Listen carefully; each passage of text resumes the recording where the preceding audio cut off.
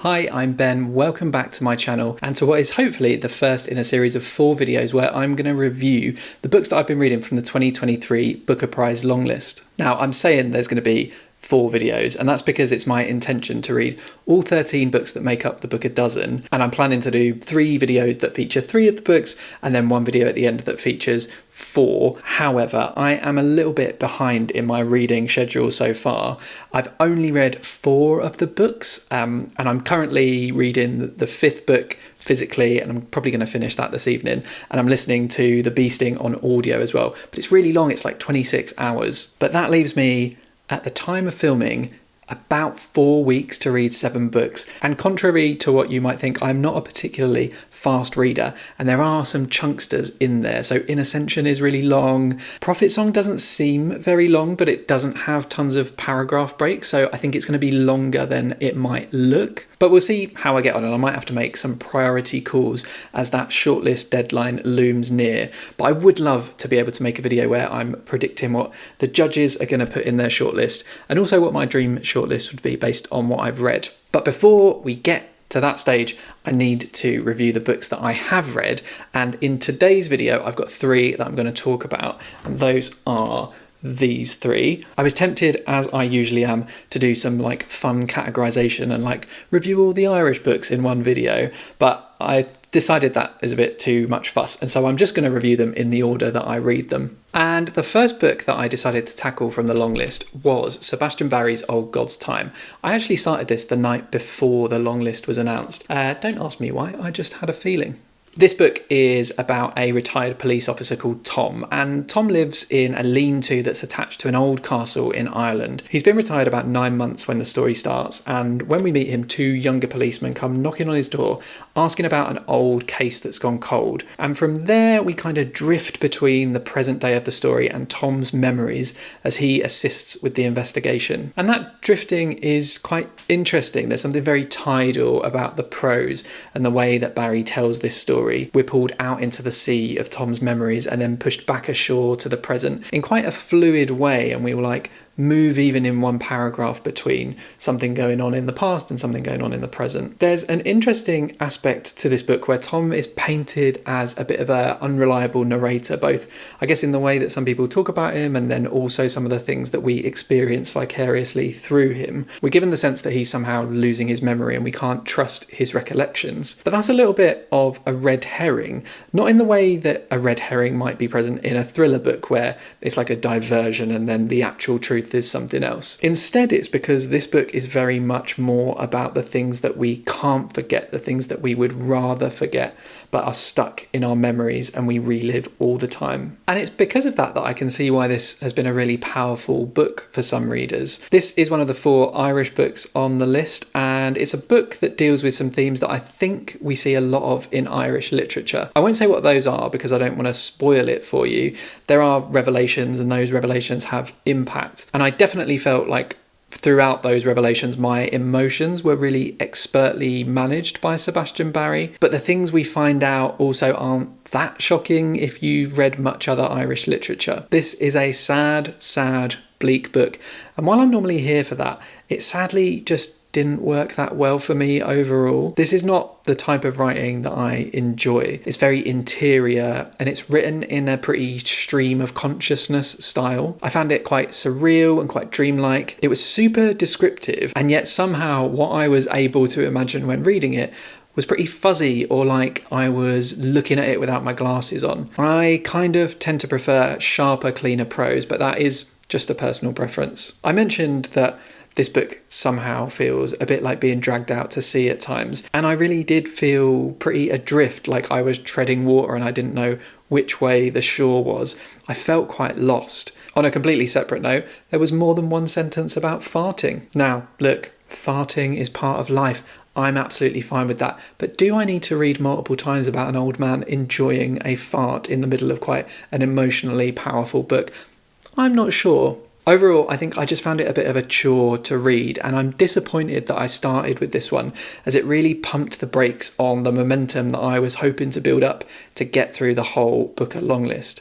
It's my first Sebastian Barry book, and sadly I do think it could well be my last if his others are like this one. So if you've read some other Sebastian Barry and this is pretty much the same, do let me know. Or if there's like an unmissable part of his backlist, I'd love to hear what your recommendations would be. Anyway, moving on, the next book I picked up was Western Lane by Chetna Maroo. This is a debut novel from the British writer, and it couldn't be more different than Old God's Time, except maybe in that it is also pretty sad. But its writing is very, very different and probably much more aligned to what I'm looking for. This book is told from the perspective of Gopi, one of 3 sisters who have lost their mother and are now in the sole care of their father. Their whole family is grieving, and one of the ways that they process this grief is by playing squash. Yes, squash, the racquetball game, with the racket that's kind of a little bit smaller than a tennis racket, and that ball that is both squishy and weirdly hard. But yeah, there's a lot of sports descriptions in this book, and actually that worked really well for me. The mixture of these really kinetic descriptions of training and playing squash matches mixed in with the more contemplative moments about family and grief was just a great combination. Interestingly, someone I was chatting to on Instagram mentioned that this book reminded them of Small Things Like These, which was nominated for the Booker last year. And it turned out that Chetna Maroo had been on a course run by Claire Keegan, and I think she even had like a testimonial on her website. And what I found fascinating about that was that this didn't remind me of Small Things Like These, but it did remind me of another book by Claire Keegan that I'd read recently. This book has quite a lot in common with Foster. In both books, we're seeing the world through the eyes of a young girl, and there is so much that we, as the readers, pick up on that's happening around our main character, both said and unsaid, lots of things happening off stage that make this quite a layered experience, because we're seeing and feeling what Gopi is feeling, or the unnamed narrator of Foster, but we're also reading sort of this meta story about what's going on around them that they're not realising. There is even a parallel plotline that I won't spoil that was very similar between the 2 books. I really liked the writing in this book. I thought it was a good story, very simply told, and felt like a complete palate cleanser after Old God's Time. I flew through it, yes, because it is pretty short, but also because I was enjoying it, and I thought it packed a great emotional punch without being very heavy-handed. My only criticism is probably that the ending felt quite unsatisfying. I can barely remember what the final pages said, but I remember thinking that I wish something more had happened. The book builds up to this really enjoyable crescendo on the squash side, but I don't think the emotional story got the same treatment, and it just kind of petered out. Other than that though, a really solid book, and I'm glad to have been introduced to this one. Okay, last but certainly not least is If I Survive You by Jonathan Escoffery.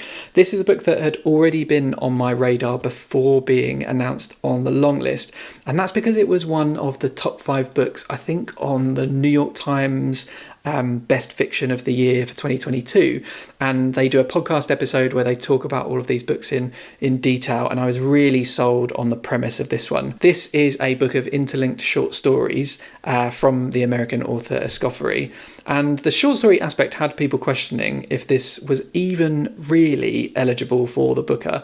And I'm pleased to report that this is absolutely not a controversial inclusion. It very much functions as a novel, and we follow a few different members of the same Jamaican American family over a number of years and throughout some flashpoints in their collective family history. The main focus and what brings everything together is our, main character Trelawney, who's the youngest son of the family. He's a very light-skinned second-generation immigrant, grappling throughout the book with this question, what am I? People around him aren't sure if he's black or if he's Latino, and even he is unsure and doesn't get straight answers from his family when he asks. I have seen this book criticised for being nothing new. It seems to be a little bit derided as like a creative lit MFA by way of Sociology 101, but I think it worked really well. The form is super interesting, and the novel is bookended by these stories written in the second person, both of which were really effective for me. And actually the second chapter is also written in the second person, and that chapter is also written in Jamaican patois, which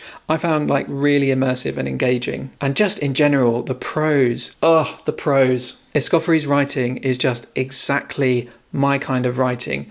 Beautiful, lucid, biting turns of phrase and images that in the second person are directed at the reader in this really arresting way. I loved this and it was just a joy to read. Hurricanes do feature in the book, and particularly Hurricane Andrew, but they're not as core to it as the cover art might suggest. It's more of a background device that moves the plot along in some of the stories. It's definitely not a perfect book. There are a few ways in which it does feel like a short story collection that has been retrofitted to be about the same characters. Some of the stories seem to reintroduce characters or repeat context when it's not really necessary. The story Splashdown has been called out in particular for two reasons. First, it follows a cousin outside of the core family called Kooky, and it also has a, let's say, non-definitive ending that isn't addressed again in the book. Although, to be honest, I found it quite definitive. It just wasn't spelled out in black and white. But for me, Splashdown was among the strongest of the stories in the book, and I found it very emotionally authentic and a very gripping yarn. So I thought it fit well. Escoffery could have tried to have fit one of the core family members into it somehow, but I think that would have felt a little bit ham-fisted. And that is how I felt about one of the other stories, Independent Living. This was set in a retirement rental block of apartments where the ageing residents had to prove that they could still live independently, or they weren't allowed to live there, and Trelawney was going around trying to up people's rents and catch them out. It felt the most out of place to me, definitely like a separate story that had Trelawney shoehorned into it as the protagonist, and it felt like the most egregious example of that in the whole book. But look, on the other hand, I do feel like the short story vibe is quite freeing, and we get some storylines that I don't think would have been included in a more traditionally constructed novel. In one chapter, Trelawney is looking for odd jobs on Craigslist, which my British brain really wants to read as Craigslist. But yeah, he ends up in these weird situations, particularly around white people. I found these quite entertaining and darkly comic, but also challenging in terms of what they said about American society and racial power dynamics, and I just really enjoyed it all. Overall, this is probably my favourite so far from the long list, and the writing, it's so good. So that's how I'm feeling about the 3 books that I have checked off the Booker Prize long list so far already. I had also already read This Other Eden before the long list, and I'll include a little review of that towards the end of this series of videos. But yeah, those are the 3 new reads, and I really enjoyed, let's say, 2 out of 3 of them. I'm glad I read all 3, but If I Survive You is definitely top of the pile for me so far, and Western Lane was a really enjoyable book that I'm glad to have been introduced to. If you enjoyed these reviews, please do give this video a thumbs up. It helps my channel out. And if you'd like to see more of my upcoming Booker reviews and some of the other stuff that I've got planned, hit the subscribe button and those will be delivered to your subscriptions feed. If you've read any of the books that I've talked about today and you have similar opinions or completely different opinions, I'd love to have a chat with you about it in the comments. And let me know if you've not read any of these and my reviews have turned you onto them or switched you off. Until next time, toodles.